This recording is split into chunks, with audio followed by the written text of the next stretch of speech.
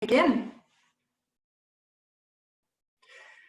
Good afternoon, everyone who's joined us. I'm really pleased to welcome you to this webinar about Cotton 2040. And I'm imagining all of you joining from various parts of the world, from your homes, in whatever places you've arranged to work, maybe on some of you on your phones or sitting in your gardens. But wherever you've come to us from, we're really glad that you could join us here to talk about what we intend to do over the next 3 and more years to really make systemic changes in the cotton sector and beyond. So I'm very happy to welcome you. I'm Charlene Collison. I'm the Associate Director with Forum for the Future, and I'm the Director of the Cotton 2040 initiative. And I'm joined here on this webinar by my colleague Farahnaz Daneshpay, who you'll be hearing from a little bit later, and other colleagues that are part of the Cotton 2040 team. So over the next hour, we're going to roll out to you 3 distinct work streams that are part of Cotton 2040. And we've been working over the last 3 or 4 years, really, to develop the context for these work streams. Never, of course, imagining that we would be rolling them out in the middle of a pandemic. So that has made life very interesting for us all, to say the least. I think many of you, I imagine, are also experiencing how the pandemic makes clear the flaws that were already inherent in cotton and other commodity value chain systems. So even though the times are challenging to roll out an initiative like this, we're also seeing and hearing from partners and collaborators that the need to really address the root causes of unsustainability in the cotton system, among others, has never been more important. So we're very happy to be doing this work and hope many of you will be joining us on the journey. What I'd like to invite you to do, just so that we can see who's on the call, is to enter in the chat window, just write your name, your organization, and the part of the world that you're joining from. So other people on the call can just get a sense of who you are. We know we have about 60 people signed up, so that's quite a lot of you. And you come from all sorts of areas across the supply chain, from brands to retailers to farmers associations and other NGOs, standards, and many other things in between. So welcome to you all, and please introduce yourselves to one another. Now, in terms of questions, we also welcome you to use the chat to pose questions during the webinar itself. That way we can take on board questions that are coming up for you. And we will stop at a point towards the end of the webinar so that you can pose some questions in person. So please do share questions on the particular work streams as they come up, and then we'll aim to have more of a discussion at the end. For any of you who aren't familiar with Forum for the Future, I'd just like to briefly introduce you to our work. We're an international NGO. We've been working for quite some time, over 2 decades, on key sustainability challenges. And for the last nearly 10 years, we've been focused on bringing together actors across key systems to work collaboratively to change some of those underlying causes of sustainability issues. Because we know that however hard any one or even a few organizations are working, and however ambitious they are to really change their sustainability performance, that it's only by working together on a systems level that we can really address those root causes that make the systems the way they are and that cause them to behave in such unsustainable ways. So we work in partnership with businesses, we've worked with governments, civil society, foundations, many of you on the call today, to really accelerate a shift towards a sustainable future. So welcome. I've talked a little bit about what we're going to do. We are going to address the 3 work streams to you that are being launched in Cotton 2040 over the course of this year. The first is creating sector-wide collaborative action so that we can better understand changes that are likely to happen to cotton as a result of the changing climate. The second work stream will be looking at the ways of increasing uptake from sustainable cotton by brands and retailers. And the third work stream is around sustainable business models and how we can scale those that really enable the cotton industry to be sustainable in the challenging times ahead. And then towards the second half of the webinar, we'll be talking about how you can get involved in Cotton 2040, what being involved means, and then making some space for questions and looking at next steps. By the end of the hour, we hope that you will have learned about the impact that Cotton 2040 aims to deliver and some of the specific steps that we'll be taking to get there, and have an idea of how you and other organizations can be involved in Cotton 2040. So we'll hope you tell us at the end how far we achieved our objectives. Let's begin. But, firstly, I just want to give you an idea of who is on the call. We've had 2 webinars, and so these organizations have been divided between the 2, so we're not expecting all of you on the call today. But as you see, it's really a representation of the system, and that's absolutely critical to all our systems change initiatives. We know that a key to creating systems change is to be able to get the system in the room, or in this case, in the Zoom, but to be able to work together and share the different perspectives that each of you bring and work collaboratively on understanding the challenges and what steps are needed to be able to act on them. And I want to say that that is very much the approach that's been taken to develop the 3 work streams that we're introducing you to today. They were shaped and developed and checked and cross-checked in consultation with many of the organizations that are listed here on this slide and that we'll show you later in the webinar. So I want to just talk a little bit about Cotton 2040 and some of the reasons why we developed it in the first place. And as many of you will know, seeing the names that are listed as the organizations on the previous slide, there are any number of organizations doing really impressive work in the cotton sector and in the apparel sector more broadly. There are some tremendous initiatives and a lot of talented and passionate people doing work that can have significant impact on the underlying problems that cotton has. But even today, I say less so than when we began Cotton 2040 a few years ago, but even today, we can see that when individual actors don't work in alignment, a lot of effort gets wasted, and we don't make the collective shift that needs to be made if cotton is really going to be sustainable.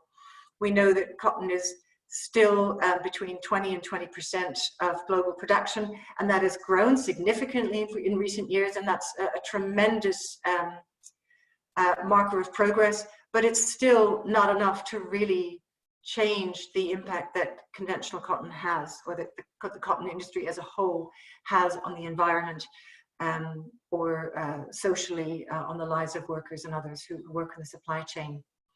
So we know that by bringing people together, getting organizations around the table, developing ways that we can work in alignment and through collaboration, we can make significant contribution to shaping a cotton industry that can be resilient in a rapidly changing climate, that can use business models that will really support sustainable production and livelihoods, which are still so much a problem across the cotton sector as in others.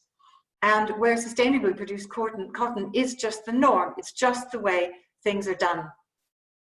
So Cotton 2040 began with that aim, and I'll tell you shortly about some of the initiatives that we've been carrying out so far. This next wave has been largely funded by the Laudes Foundation, and we're very, very grateful for their support in being able to carry out this work. We've also been working together with brands, standards, and other partners who've been part of funding and contributing to the success of Cotton 2040 so far. Just briefly, so far, what have we done over the last few years? Well, firstly, we looked at the first really critical barrier to sourcing sustainable cotton for brands and retailers, because what we heard from what many of you who are on the call told us, and was a consistent problem for brands and retailers, was that it was just really complicated to understand the difference between the various sustainable standards. There are a number of sustainable standards. They all have different offers. They all have different priorities. And the process of gathering information and understanding how that would align with each brand and retailer's priorities was really an arduous task, because there was a lack of alignment and a lack of consistent information sharing across them. You really couldn't put one next to the other and compare it, because there wasn't the means to compare apples to apples. It was more apples to oranges, as it were. So our first stage of work involved working with the standards and a range of brands and other partners to create the Cotton Up Guide, which is a real one-stop shop of information about the various standards, and where brands and retailers can go to really get a comprehensive overview of the benefits and the offers of each of those standards, and also get support in tools and resources and frameworks, case studies and so on in their cotton sourcing journey. And our other phase of work has been and continues to be to work with the range of those sustainable cotton standards to work towards an agreement on alignment in impact metrics for sustainable cotton and impact reporting across a very consistent set of core metrics. So I think without further ado, I'd like to move to introducing what we're planning next.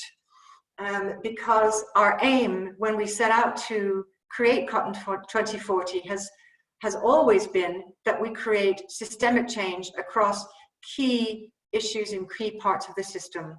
And so we are proposing these 3 separate but interconnected work streams to do just that. As I've just mentioned, one is to really help the industry come together around a consistent set of climate change data and understand what the implications of that is likely to be for the cotton industry globally, and also for India, the world's largest cotton producing region. Secondly, to increase that journey of supporting brands and retailers to increase their uptake of sustainable cotton and look at the different drivers and enablers that can support them to do that. And then thirdly, to look at what the emerging business models are that could really enable cotton to work sustainably as we enter an increasingly disrupted world. And we're only beginning to experience some of the disruption from COVID-19 that we know will only accelerate as the impacts of climate start to make themselves felt even more strongly. This slide is about why sustainable cotton. I'm not going to spend very much time on this slide, partly because if you want to have an overview of why sustainable cotton is important, I recommend that you go to the Cotton Up Guide. You can Google Cotton Up. We also have the link at the end of this presentation, and that will give you just about everything you might want to know about why sustainable cotton matters. But I think the key reasons that I would just mention here that really underlie why we are working with cotton in the way that we are is that it's about a quarter of all the fiber used in the textile sector, and it employs 350 million people at least. So if we can get sustainable cotton right, if we can really make that the mainstream fiber that is used, then it can have an enormous positive impact all across the world for all people involved across the supply chain. So the potential for gains are enormous. But at the moment, the impact that cotton is having as a whole sector, because of the way cotton is grown and produced, unless it's produced according to these sustainable standards, has a completely unacceptable toll on the environment and on the people who produce it, and that needs to change. So I'm going to introduce the overall concept of this first work stream around understanding and adapting to the changing climate. And I'm going to be supported by my colleague Farahnaz, who is going to talk a bit about the specific steps that we'll be taking within each of these work streams. So climate change has taken a bit of a back seat in the coverage over recent months, understandably with the disruption that's being created by COVID-19. But climate change hasn't stopped. And even though we may not be emitting quite as much as we have been over the past years, our emissions have not actually significantly decreased. And climate change is very much on the acceleration path, so that we know that it could reach 1.5 degrees of warming as early as 2030, and very likely before, as scientists are continuing to point out that our projections are usually being superseded by the more current data that they're collecting. And we know that that is going to have absolutely profound and highly disruptive effects on all agricultural systems, not just cotton, on our food supply chain, on any way that we grow food. It's going to be massively affected by the changes in rainfall patterns, the impacts on soil, and the priorities that will be needed for example, growing food as a priority to fiber, not to mention other conflicting uses such as biofuels and other sources of energy. So we know that climate change is already accelerating and causing real suffering for many farmers around the world. That was felt particularly keenly in Australia over the last year, also in India. And we know that many of those farmers who grow cotton are very, very vulnerable to risk already, and they have little or no safety net as conditions get harder. So we have a very narrow window of time, not only to minimize the impact that we have on the environment, but to prepare for the effects that climate change is going to make, and to look at what adaptation efforts we might need to make region by region, and also globally as an industry, to really ensure that cotton can be resilient and cotton continues to make a positive contribution, in the way that it can, where it's sustainably produced. We also know that, and we've heard this from many of our partners and many of you, that even though there's some research that's been carried out, we know that there are pockets of research. There is as yet no comprehensive set of climate change data that really gives those of us involved in the cotton industry a sense of what the impacts are likely to be. What research does exist is maybe on a regional basis, or maybe exists within the silos of one or the other organizations. And we understood very early on that if the industry is going to be able to prepare for climate change and have the conversations that we need to have to understand, firstly, what does that mean? And secondly, how can we act together? We needed to start with a comprehensive set of climate change data. So this work stream will set out firstly to create a comprehensive data set or map, and Farah will talk about what that might mean in a moment, so that we can bring those across the industry together. We originally thought that would be in a series of conferences, and that may still be. It may be virtually as today, but somehow we will come together and facilitate some planning measures so that we can start to identify and take action to make the preparations on the vast scale that needs to happen in the short window of time that we have. Farah, I'm going to hand over to you to talk about what that might look like between now and 2022. Thanks, Charlene. Yes, so as you can see here, we've got 3 main stages that we intend to complete over the course of the 3-year programme that we're describing here today for Cotton 2040. And as Charlene has mentioned there, our first step really is to bring together the data sets to help us pull together a picture of the projected climate impacts as they would pertain to impacting on the cotton sector. So that will mean bringing together climatic data, environmental data, but also bringing in those really key elements of socioeconomic factors that will also be creating interplays with those environmental factors to really understand what those potential impacts of climate change will be on cotton production and the cotton system as a whole. We'd then be looking to use that consolidated data to really engage with the stakeholders that are part of the cotton industry, so from farmer organisations all the way through to brands and retailers, and start to explore and understand what the implications of that picture might be. So we'd be looking to, towards the second year of the programme, really convening stakeholders to review and explore those findings and moving towards understanding what some of our systemic interventions might be to really build the resilience of the system. And then towards the end of the programme in the third year, we'd be looking to develop a set of action plans and putting into place some of those systemic interventions to really build that resilience and create some approaches that can bring that climate resilience for cotton production as a whole. In terms of the geographical scope for this work, we're looking to start off with a global review, so trying to understand this across the world with a focus on the key cotton producing regions in the world. And then we'll also be taking a deeper dive and a more detailed look into what this would look like specifically for India as one of the most important cotton producing regions. And just to say that we're welcoming any questions as they come up in the chat function. Thank you, Farnaz. So this is one of those points when I said at the beginning of the call that we would stop for some questions. And so our colleague Kat is going to field the questions and to shout out questions that come up, and Farnaz and I will do our best to answer them. So Kat, over to you. Do you want to share some of the questions that are emerging?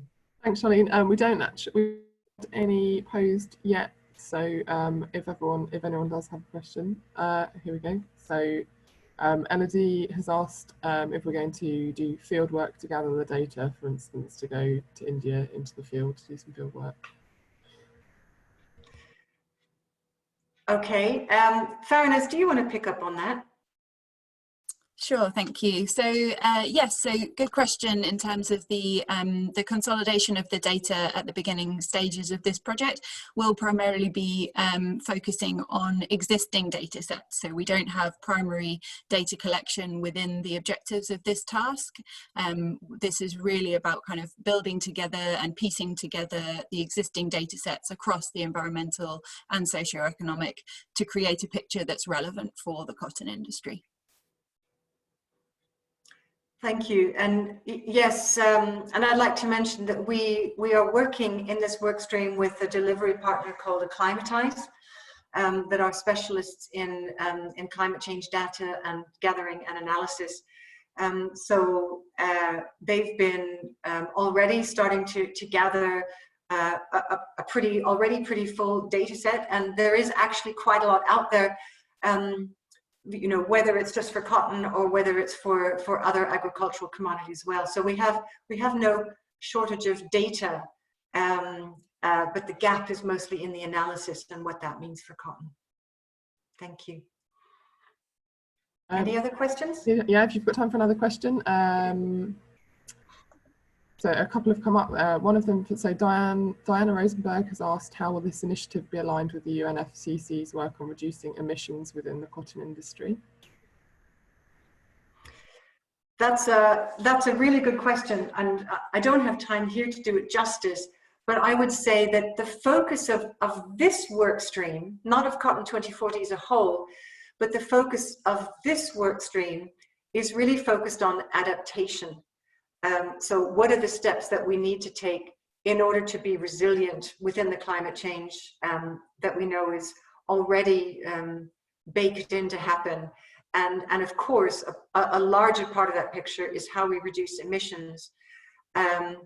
I think the reduction of emissions really comes through the partnering of the various sustainable cotton standards who have their various programs to reduce emissions within their different farmer programs.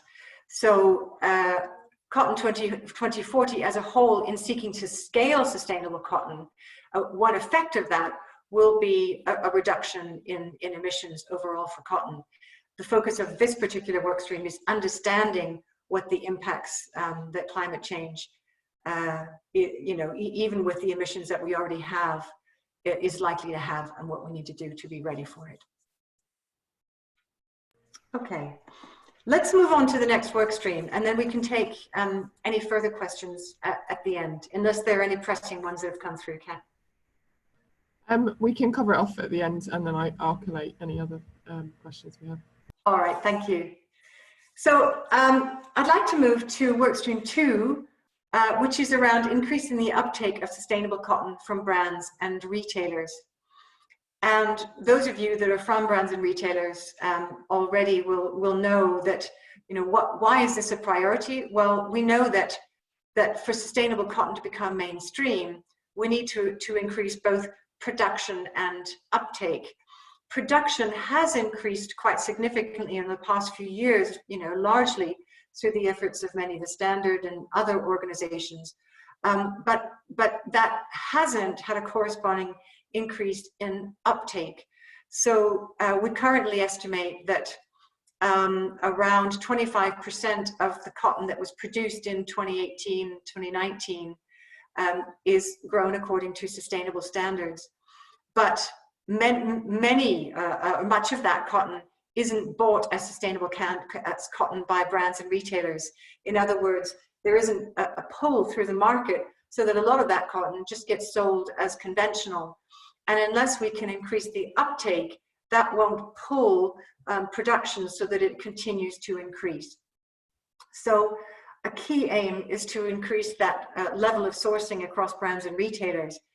And again, there's been some terrific progress that's been made over the past few years. And in particular, I want to call out the organizations that are part of the Cotton 2025 Challenge.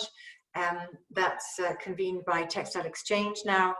And those organizations have committed to source 100% of their cotton sustainably by 2025 or before. And that is a terrific achievement and sets a real example and leadership to the industry. But the number of those companies is still only a minority of global brands and retailers and the total amount of cotton that's sourced. So we know that many brands and retailers haven't even begun to create a sourcing policy or set any sourcing targets. And it's those brands and retailers that we're wanting to get on board. So we know that there needs to be a really strong business case. And certainly in the context of COVID-19, it's not a good time for brands and retailers. Many of them are they've shut up shop, and many of them are on furlough, and they're wondering whether they'll have jobs to come back to when all this is over. And I'm sure we'll see many brands and retailers, as we have seen over the last weeks and months, some of them haven't made it, and others may also fall by the wayside. So it's not an easy time to prioritize sustainable cotton. At the same time, as we go forward, we know that they will need a source of reliable cotton that they know is sustainable sourced, has a continual security of supply, and hasn't damaged anyone's lives or livelihoods in the making. So what we're going to be doing to drive that increased uptake across brands and retailers is twofold. One is we're preparing a business case for investors, because we know that the ESG investment community drives a lot of the decisions that brands and retailers take. And so we'll be reaching out to them to help them understand some of the risks that accompany cotton sourcing if you're not sourcing sustainably. And also we'll be engaging brands and retailers to support them on their sourcing journey. And again, I'm going to hand over to Farnose to talk about what that looks like. Thanks, Charlene. Yeah, so again, we've kind of got three strands to this work stream, and the first part of that is developing a business case for investors. So a really crucial part of the system to drive sustainable behaviours.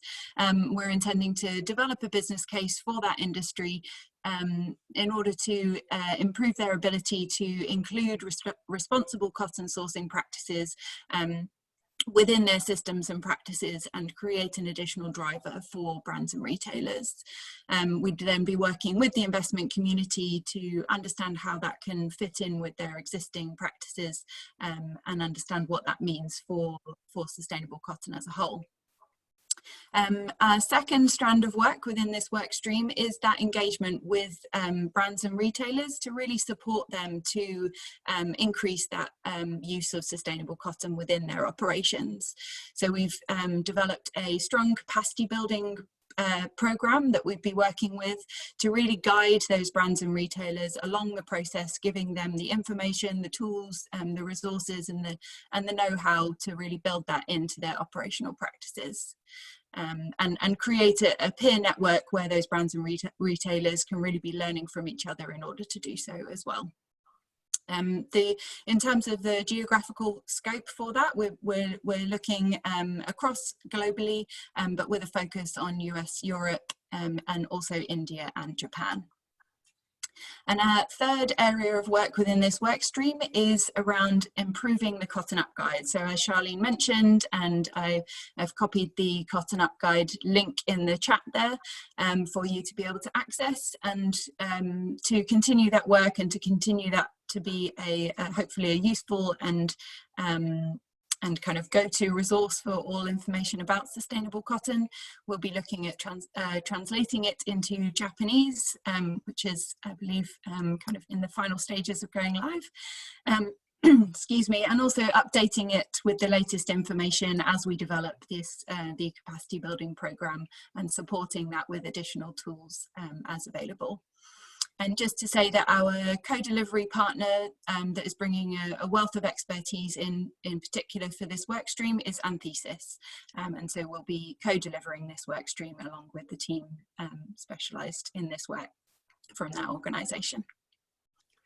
Thanks, Vernos. And before we go to questions, I'd just like to add that partners which we also have to mention, particularly in this work stream, are the Sustainable Cotton Standards themselves. Organizations like Textile Exchange for Organic, the Better Cotton Initiative, Fair Trade Foundation, Cotton Made in Africa, the Organic Cotton Accelerator, also Cotton Connect, MyBNP or Cotton Australia. These are all core partners and who've been working with us from the beginning. And it's really through that collaboration that this outreach, this collective outreach to brands and retailers is supported and made possible. So we have some space for questions now relating to this work stream. So I'm going to hand over to Kat to see what kind of questions are coming through.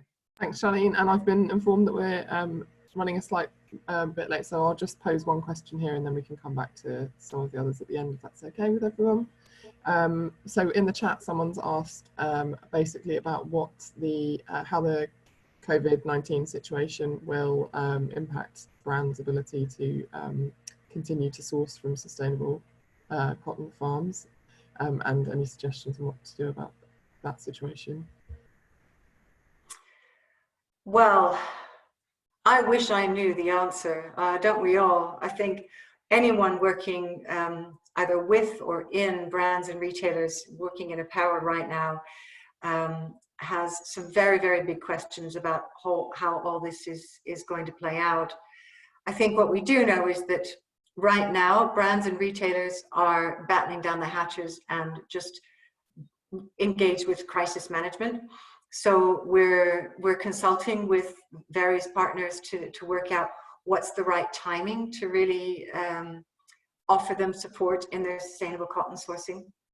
We also know that some of them are using this time to be able to think through some of the strategy questions that they might not have been able to in other circumstances. So it really depends on the geography and the circumstances of the brand or the retailer. I would say that the question about how is that going to impact farming communities, how is that going to impact the work with the standards, we don't know yet. And that's going to be a really live and emergent conversation as we go forward. What we do know is that, you know, cotton has been around for a long time, hundreds and thousands of years, and people will continue to source it.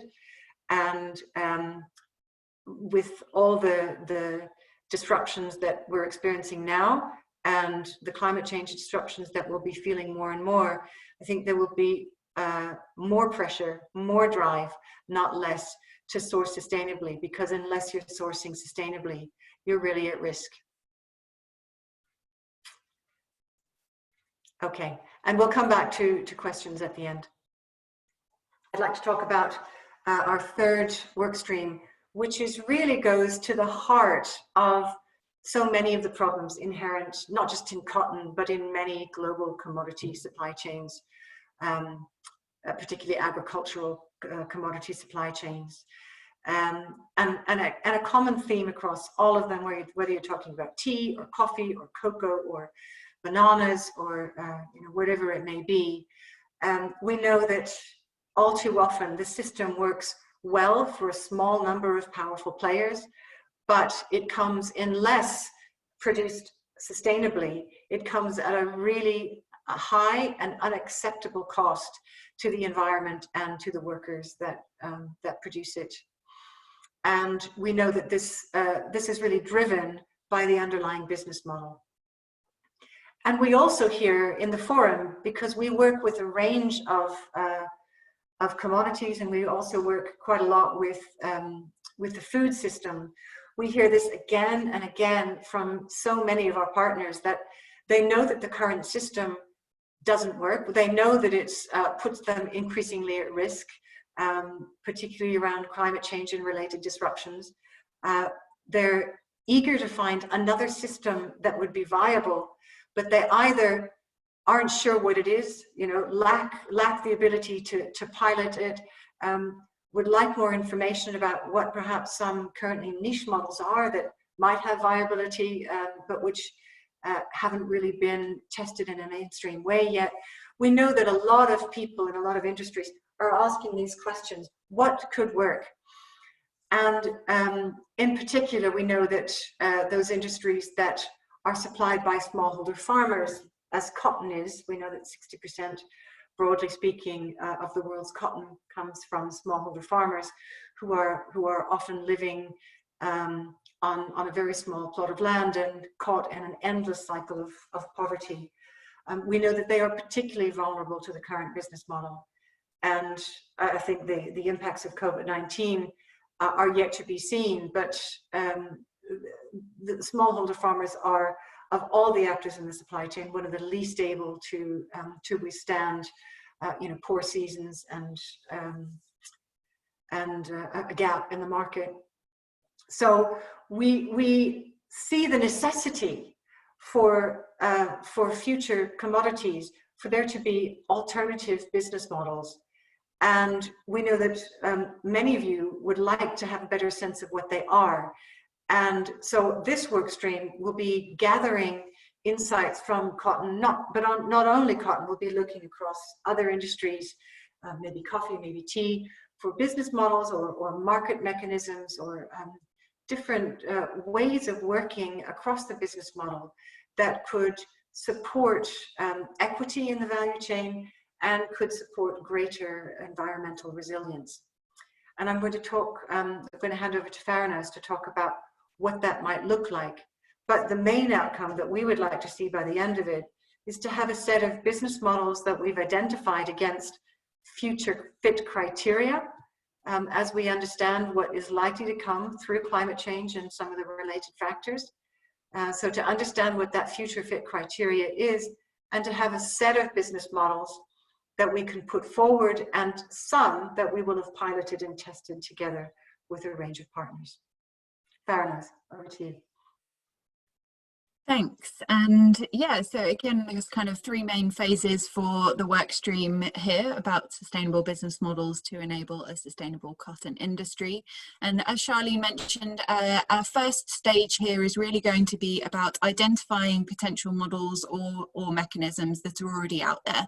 So this is where we're going to be really drawing on expertise and insights and pilots and learnings across agricultural commodities, not just within cotton supply chains, but also looking to those other agricultural markets to be able to learn from what is already out there and understand what's being done well and what we might be able to learn from those.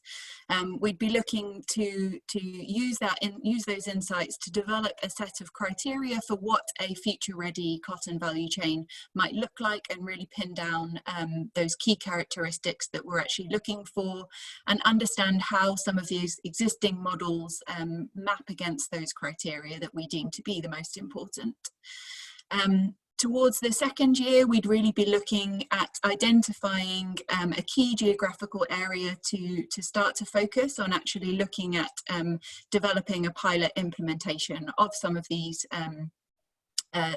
pilot business models that we might be looking at as a solution.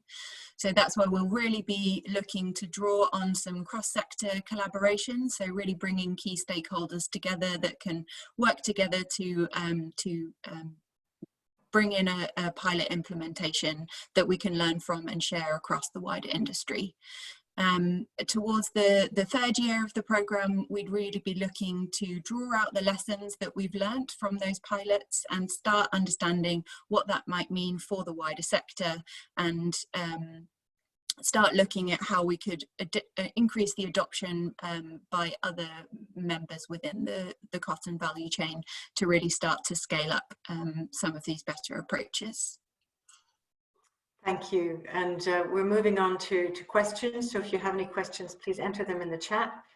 And I think, you know, again, a key assumption behind this work stream is that it's very hard for a lone brand or retailer or trader or any one organization to pilot a new business model. It needs a lot of investment and a lot of input, but by a group coming together and doing it around mutually identified research questions, then we can all do the learning much faster and much better together. So any questions on workstream 3? Charlene, we've had one question in the chat about the, so just in terms of what's being planned and what's currently being done in terms of financial resilience for smallholder farmers. So how do we support this financial resilience of these communities that have historically been critical for the cotton value chain? Well, I think that's one of the real underlying questions behind this business model. What are the right things to do? And those questions are informed by work that we've done in other areas within Forum for the Future. For example, we've recently completed a project in the Kenyan tea industry where we were trialing a different type of market mechanism that would de-risk the price volatility for smallholder Kenyan tea farmers. So we have some idea of, you know, some of the mechanisms that might work in other sectors. But it's another step to really gather those and apply those to cotton.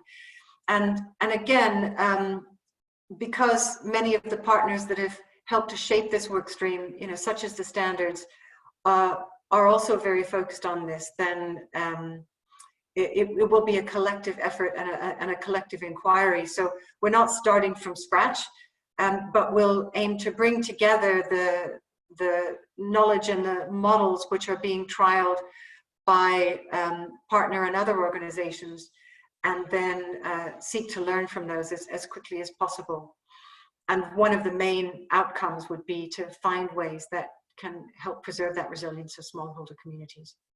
It's not only the smallholders, of course, but they are certainly one of the most vulnerable, particularly in this kind of disruptive context. Okay, so I'm going to move on now to talk about what it might mean to get involved in Cotton 2040.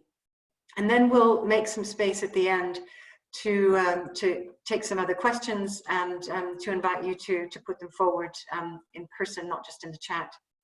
So what would it mean to get involved in Cotton 2040? These are our supporting partners to date. This is over the last few years in the various stages of Cotton 2040. So you can see there we have partners from the brand and retail end, like Target or Burberry or Aditya Birla in India, all the way down to standard organizations such as Textile Exchange and Better Cotton Initiative and Fair Trade. We've been working with special supply chain organizations such as the Global Alliance for Sustainable Supply Chains in Japan, and well, many others you can see for yourself. But what's been really important is that we have begun with a strong core of partners, and because that first stage of Cotton 2040 was really focused on building demand, then there's a balance towards the brand and retailer end as well as the standards. As we go forward, it's really critical and part of the outreach work that we're now beginning to do to engage people from across the whole supply chain. So the traders, the farmers organizations, and many others. And what we're aiming to do is to create a really comprehensive set of partners who contribute with their expertise, with their time, with their contacts, with their networks, with their ideas, and also where possible with some money, so that we can really do something powerful and far-reaching together. So what would it mean for organizations to be involved in Cotton 2040? Well, for any of you that have been involved in collaborative initiatives, you'll know that there are inputs and there are benefits. The main benefits is firstly that you experience what it's like to collaborate with others in the cotton systems, and the relationships that get built, the understanding that comes through really being in one room or one Zoom room or one process where you learn to understand the perspectives of others in the supply chain is really powerful. And the feedback from partners from other projects has been not only that they were able to innovate and really do powerful work within a given work stream or initiative, but they developed contacts and relationships that helped them understand and act on problems in other areas too. So that relationship building and mutual building of a bigger picture to understand the nature of the challenge is really key. What we're also going to be offering to our partners is the ability to get involved in specific workstream deliverables. So we know that some organizations, for example, will be particularly interested in the impacts of climate change and what that might mean for the cotton industry as a whole, also what that might mean for them and their business. And so there'll be the opportunity to get more involved, to drill down a bit more deeply, to input, but also to receive information that will make a stronger overall map and interpretation analysis of that climate change data. And that's really the case for all the work streams. So you can choose to a certain extent where you want to get involved most deeply, and there are benefits from just the learning and the collaboration in that very particular field. And it all comes along with a real demonstration of leadership across the sector. So there will be opportunities in the ways that the project is rolled out over the next few years to take on particular mandates and to take leadership in the areas where you feel your organization really has something to contribute and really wants to play a part. And for all the organizations that are involved with us, you really are partners in an initiative. So we are really looking for people who want to work with us, who want to challenge us, who want to input their ideas and really help shape the plans as they go forward. So this simple diagram just shows some of the different levels that organizations that are involved in Cotton 2040 can be involved in. You can be involved on a workstream basis, either in the climate change workstream or building uptake or the business models working group. And you could work solely in each of those working groups, in one or more of them. If you're involved in more than one working group, then we would invite you to be part of the global steering group. And that's a group that will meet probably 2, maybe 3 times a year to just look at the overall governance of Cotton 2040, and particularly in a fast changing situation, to really give, I would say, a minimal amount of time, but a very valuable amount of expertise on, are we continuing to act in a way which is most likely to be effective in creating the change in the system that we want to make. So that steering group is, you could say, Cotton 2040's advisory and governance group. So what does it mean if you're in a working group?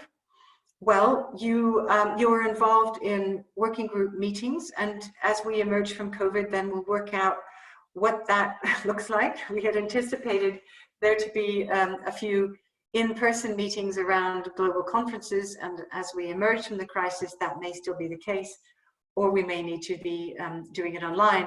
But these are really lively groups that come together and work on that particular challenge, and we get to know one another really well. We touch in usually once a month. Sometimes if particular organizations want to be involved in a particular area, such as comms or shaping the research questions that are going to be defining the climate change map, for example, then they might have more connection and more contact. But that's really left very much up to you to decide what the right level of engagement is on top of those regular meetings.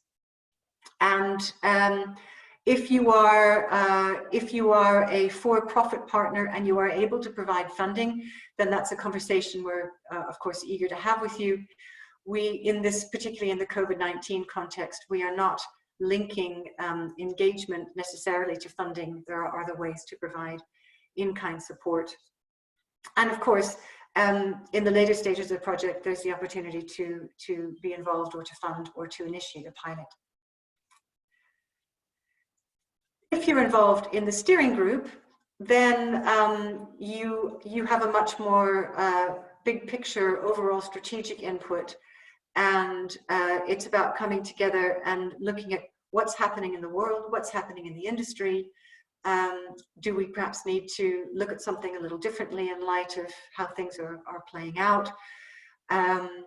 You might be able to help us connect to other organizations that could be important partners to work with, and really act as project ambassadors. And again, those are very warm and important relationships that we have across all of our collaborative projects. And I think our steering group members would say, there's important input that they give. They also get a lot in terms of learning and relationship building, and it is actually quite a lot of fun to come together and talk about how we're going to change, if not the world, then at least the system, and then to see some of that taking effect. So that's a quick overview of what it would be to be involved in Cotton 2040. And we can now open the floor to questions which you might either want to pose in the chat, or if you'd like to pose them in person, then you can unmute your microphone and speak them. And I'll again turn to Kat to field us through the questions. Thanks, Charlene. Just asking if people can raise their hand on the Zoom chat if you have a question, or put it in the chat box now. We've only got time for a couple of questions, Charlene. So perhaps, seeing as I haven't seen any hands raised yet, we can answer some that were missed slightly earlier on when we were discussing the specific focus areas. One of the questions posed was about the in focus area 2 in the building uptake. We were discussing, someone's asked whether the efforts to shift away from mass balance systems to direct sustainable sourcing, and whether or not that's scalable, and is it necessary to achieve the impact that we want? Okay, I think that's a question that I would field back to the standards. But that gives me an opportunity, I think, in a way to talk about how we work with the standards. And that is that we engage with the range of sustainable cotton standards as equal partners. So we're standards agnostic. We don't prefer or recommend one standard over the other. What we really seek to do is having developed partnerships with the standards that really are the leading standards in terms of practice and volume, that we help them to put their information together side by side so that brands and retailers and others can understand the offer and then make those decisions based on, you know, clear, comprehensive and well set out information. And I think in terms of how each of those standards continues to operate and the different models that they use, we will continue to leave that up to them. Thanks, Charlene. Just another one from earlier on in the discussion was just around whether or not companies whether or not companies have shown an appetite to build climate resilience into their supply chains, or whether it's been primarily centered around mitigating the impact on climate change to date.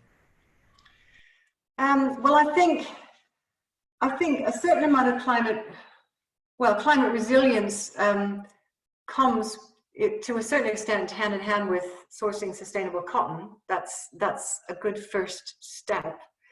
I think it's been difficult for many companies to get very far on this because there's really so little understanding of what climate resilience means for cotton. You know, if we don't understand how the climate is likely to change in key cotton growing regions, and not only the direct impacts that it will have, for example, on water or soil, but how that might also affect some of the other tangential factors, like you know, what pressure will be placed on the land, and what will the priority need to be given for looking at the whole landscape in context, you know, because most cotton farmers aren't just cotton farmers, they grow other crops. So I think by beginning to build an understanding of what is climate change likely to mean, primarily environmentally, but also, you know, in terms of its other knock-on effects and associated impacts, then we can take a look as an industry at, well, what needs to happen.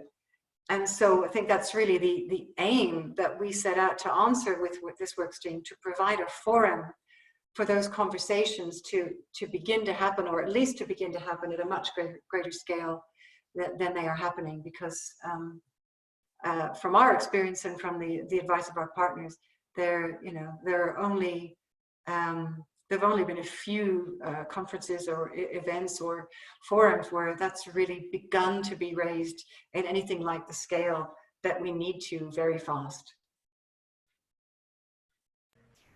Great.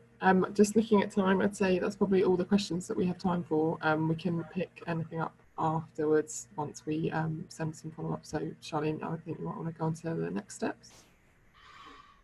Okay.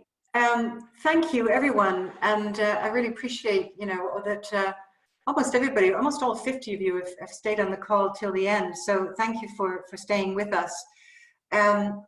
If you are interested in being involved in any capacity in the next stages of Cotton 2040, please get in touch. You can email me or Theranos. Our addresses are there on the slide in front of you. You can get more detailed information, including the presentation that we shared today, or a slightly expanded version of it, by visiting the forum website at the link that you see at the top of the page.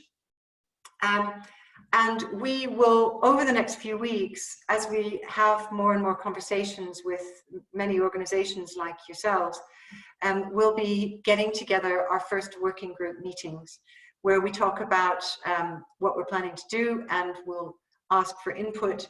So, for example, one of the early steps in the climate change group will be to scope out what kind of questions various organizations would like to have answered through the map.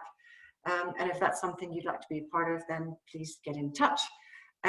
Also with the business models group, we're beginning to look at what are some of the models that are out there that are interesting to look at, and what might be some of the categories that organizations, you know, including brands and retailers and others, might be interested in looking at. So again, we'll be shaping the different areas of our research and our scoping. And we're just keen to do that in partnership with you and in conversation. So please do get in touch. And if you would like to set up a conversation with either of us to just talk about this in a bit more detail, then of course we're happy to do that too. Faranos, anything else from you? No, just really looking forward to continuing the conversation with you all, and yeah, just to say that this is very much a initiative that really is made much stronger by collaboration and by working together. So very much looking forward to do that over the coming weeks and months. Thank you. So if ever there was a time to get ready for disruption in the future, it's now, when we've had a taste of what it can be like. And it's these kinds of initiatives that really give us the breadth of stakeholders and of friends on the journey to really shape the system in a way that can not just survive, but also thrive in a very emergent, different, and let's hope more positive future. Thank you.